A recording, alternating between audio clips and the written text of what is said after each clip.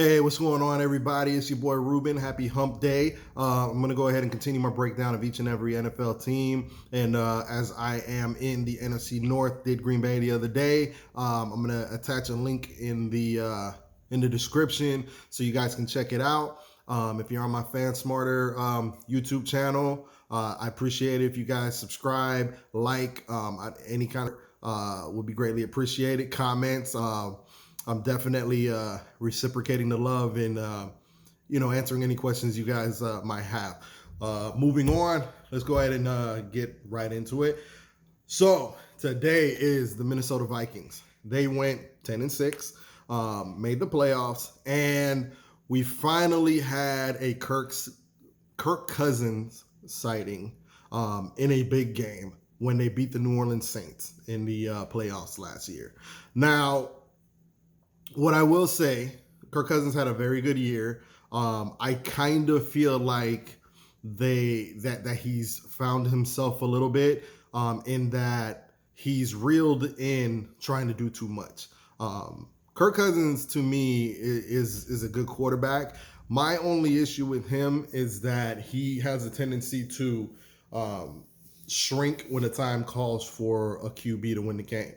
And while, yes, they did win a game against the New Orleans Saints, I could make an argument that Drew Brees didn't really look like Drew Brees either. Factor in that I think it was recently reported Alvin Kamara had been playing with some kind of knee issue as well. When you watch that game, the Saints didn't quite look like the Saints. So not to take too much away from the Vikings, who I think are a really good team. I'm just still not in love with Kirk Cousins, but I think this team is built well enough around him that they're going to win some games. With that being said, like I said, I think Kirk Cousins had a great year. 3,600 yards, 26 touchdowns, 6 picks, 69% completion percentage. I just still, like I said, for me, it's just a heart thing, and I still question that in the clutch. They did move to a more run-centric type of offense where it featured Dalvin Cook, and Dalvin Cook showed off with 1,135 yards, 13 touchdowns, 53 catches, 519 yards. Big issue, though, he got hurt. And it's been an issue throughout his career. It's been an ongoing kind of thing with him, and his contract's up, which gives them a little bit of a sticky situation because obviously he is a top-tier talent. The problem is, combined with the injuries and even the emergence of Alexander Mattison, which was a rookie last year that they had that played very well. At times, I even saw, Vikings games, and I thought, certain runs were Dalvin Cook, and it turned out to be Alexander Mattison. And if anything, I think Madison plays with a little more power than Dalvin Cook, but Dalvin Cook is clearly the more explosive of the two. But Alexander Mattison looks like a promising back. So, which brings me all the way back to what I was just saying with Dalvin Cook. As of I'm not sure if I saw a alert that says that he reported recently, but he's been holding out as a result of the him wanting a contract. So we'll see how that plays out. I personally, I hate to say it, I really think they have something in Madison. If Dalvin Cook is not willing to take a reasonable contract, I personally would think about either moving him or just daring him to not play, because that's just costing him money. So I think Dalvin Cook will have to play this contract out or take a little less than what he was anticipating in order to stay with the Vikings. The running back market's been a rough one, and I feel bad for those guys, but it just is what it is. So moving on to the wide receiving core, they got rid of Stephon Diggs, flipped him to the Bills for a first-round pick, and they replaced him with Justin Jefferson. Justin Jefferson was a wide receiver for the LSU Tigers, won the championship, big-time talent. He ran a 4.43 at the Combine. My only question with Justin Jefferson is he doesn't look like the kind of guy that runs a 4.43. He reminds me a little of Michael Thomas. He makes a lot of contested catches. I wouldn't say like he's a burner. Not that 4.43 is elite speed, but it's not saying that it's not elite speed. But you have your 4.2s like Henry Ruggs. You have your 4.3s. If you're running a 4.3, you're burning a lot of people. And 4.4s is really good, but it's just not like Tyreek Hill speed. But when I see him play, I don't quite see a 4.4 guy. Like he looks more like a 4.5-ish type. Um, Made a lot of plays in the slot. He's probably the most polished receiver in the draft. So it was a good replacement of Stephon Diggs. The next receiver they got is Adam Thielen. And Adam Thielen, anybody knows me or has really talked football with me and been in, like fantasy leagues with me, I am a huge Adam Thielen enthusiast. He's a dude that's come out of nowhere, made good, cracked the starting lineup where nobody thought he was, that great, and really, showed out. Don't really know why. He's got good size, good speed, one of the better slot guys in the league, which, begs the question of who's going to play outside. As Adam Thielen is probably best utilized in the slot, but he can definitely play the outside. I think Jefferson's going to learn some more X and Y concepts as well. I think they're going to alternate a lot. If I have any complaints about the receiving core and this is really just nitpicking. I think they lost an explosive element when it came to Stephon Diggs, which helped open up things a lot in the middle of the field. And now that they're gone, I think you got more shiftier type of receivers now, and that cushion is going to come closer to the line of scrimmage now.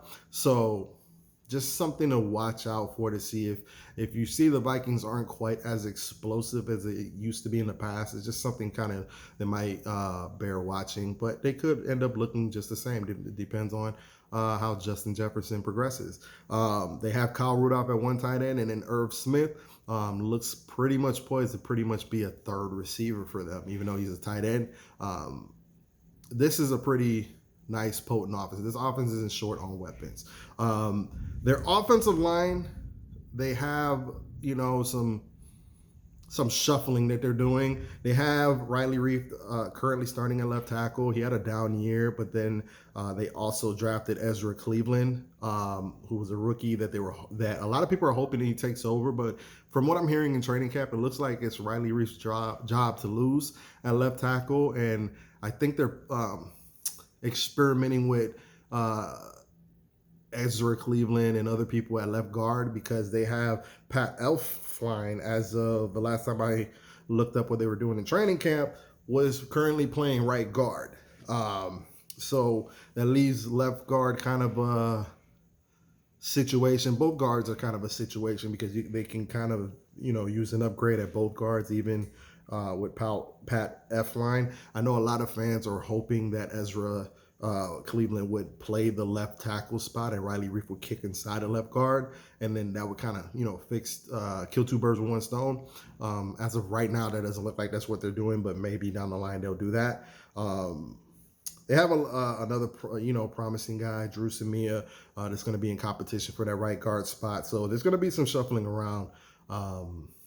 We're not going to really get a great feel for this until close to the season. They're set at center with Garrett Bradbury, Brian O'Neill at right tackle. Especially O'Neill looked like a beast. Bradbury's he looked pretty steady at center. I'm pretty optimistic about what he's going to be going forward. And then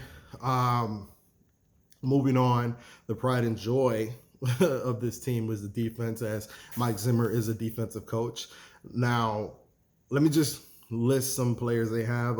So up front, they have Danielle Hunter, who just happens to be one of the nastiest, beastly D linemen in the league. 54.5 sacks. He's only 25 years old. They do have some major losses on this defense with Everson Griffin, Linval Joseph. They lost like their top three cornerbacks. So there is a lot of turnover. But on the other side of Daniil Hunter, they have Ifeadi Odenigbo. All right, he replaces Everson Griffin. He had 7 sacks last year, 26 pressures, was pretty good. But Everson Griffin was a pretty valued veteran, so we'll see if he can even wear his shoes. Um, Defensive tackle is a situation that bears monitoring for them.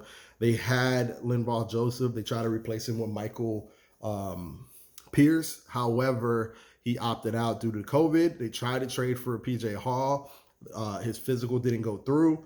So now they got guys like Jaleel Johnson, has a leg up at the nose, Armand Watts, Jalen Holmes. They're all fighting for position to play defensive tackle. The linebackers, pretty good linebacking core. Michael Kendricks, one of the best, 110 tackles, 12 passes defensed. Anthony Barr, another former Pro Bowler, playing linebacker next to Michael Kendricks as well. I'm going to come circle back to Anthony Barr because there's a point I want to get to with him.